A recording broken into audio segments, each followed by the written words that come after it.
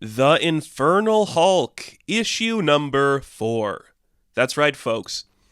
We now know that this book is headed to like a big climactic battle coming in 2027. I think it's called like the Hulk Wars or like Infernal Wars or something like that.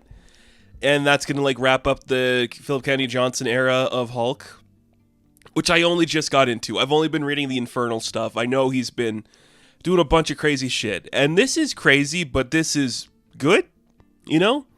I guess it depends what you're into. When it goes a little too like over the top Lovecraftian horror, I check out a little bit. But an internal struggle of Hulk trying to find his place in a broken world, hey, I'm all for that. So this issue opens up and we see a bunch of like skeleton pterodactyl things attacking Air Force, and they're getting knocked down. So like we hear like someone asking the president, like, what are we gonna do? He's like, oh shit, the North Atlantic's done, everything's over, Hulk's gonna kill everything. I don't even know if this is Bruce Banner, but there's nothing we can do. Call it off. I hope someone can stop him.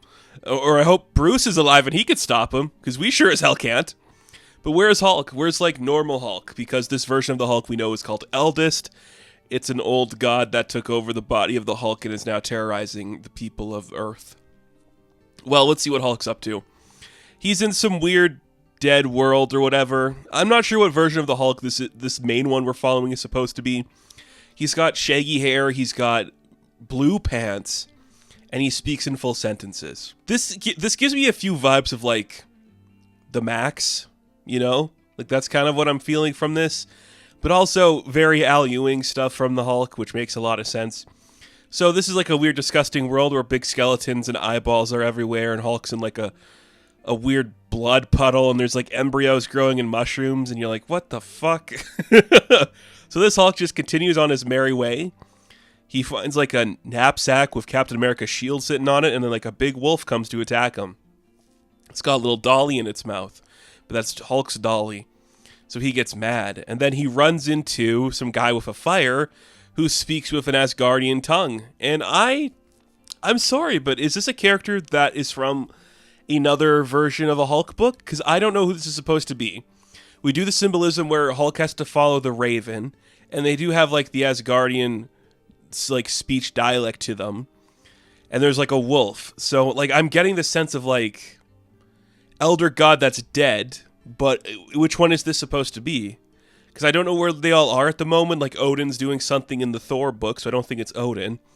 I'm not sure, but this is like an older guy who's like, hey, this is your grave or whatever, your prison, I don't know. It's mine too. Everything it eats puts us here. That just happens, you know? If it's not a character from another book, maybe it's supposed to be the embodiment of God. And the only way that this Hulk is aware of gods is through Thor? Because it's just like a different type of... Well, I guess Eldest is like a god in its own right, so I don't know. Anyways, a big raven emerges, and Hulk has to follow it. It takes Hulk's dolly, so it's following it, and then Hulk's attacked by a big bat. He crashes through the ground. He winds up in like a child's bedroom where an even bigger Hulk is playing with dollies. And this one's like, only Hulk is Hulk. Who you? This is like the simple-minded Hulk, more of a classic Hulk, who just wants to fight him. And I'm like, yeah, that's great. Like, we need like the little kid Hulk here. There he is. They're fighting each other. Throws him through another wall. They end up in a casino, and who's there playing poker with like the Harpy version of Betty Ross? Joe Fixit. He's like, gentlemen, you're here too? Sorry, this is an invite-only kind of game. So he gets out his Tommy gun, and he shoots them. And he shoots the bullets, and they go through another wall, and they end up in a World War Hulk battle where they're fighting weird creatures in space, a big lava monster, and there's Gladiator Hulk. And like, yeah, I mean, it's over the top and ridiculous, but it's kind of cool at the same time. Like, I do not hate anything I'm seeing here, so all the Hulks team up. I think Scar might be there too. I can't really tell. They're just all fighting and doing some badass stuff. It's looking pretty good.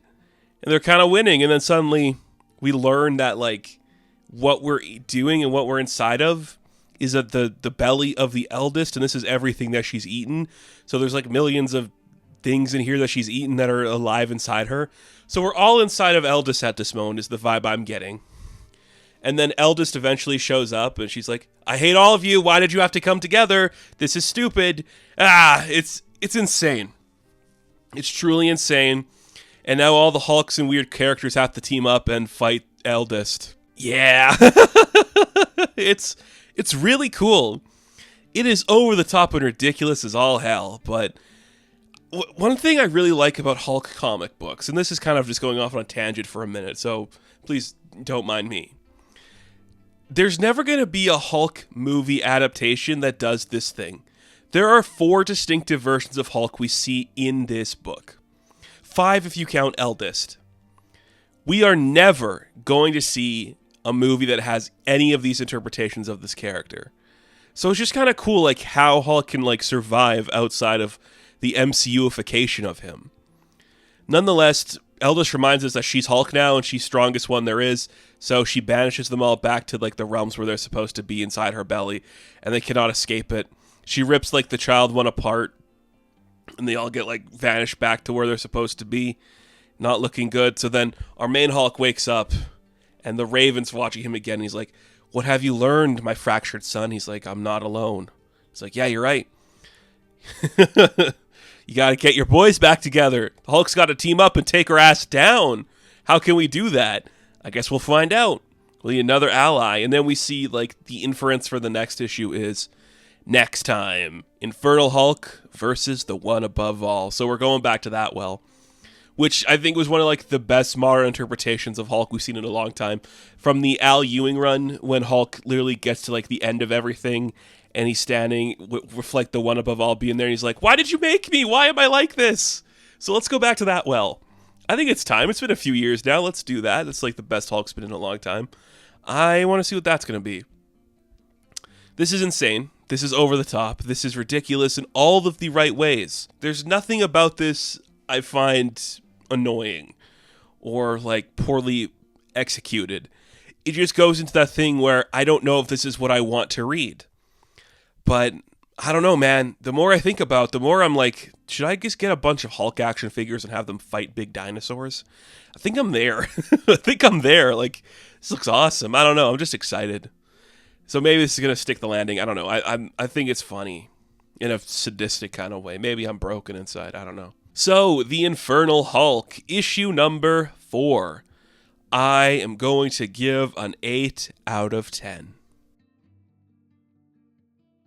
Now, thank you all for watching this review. Be sure to like and subscribe to the channel.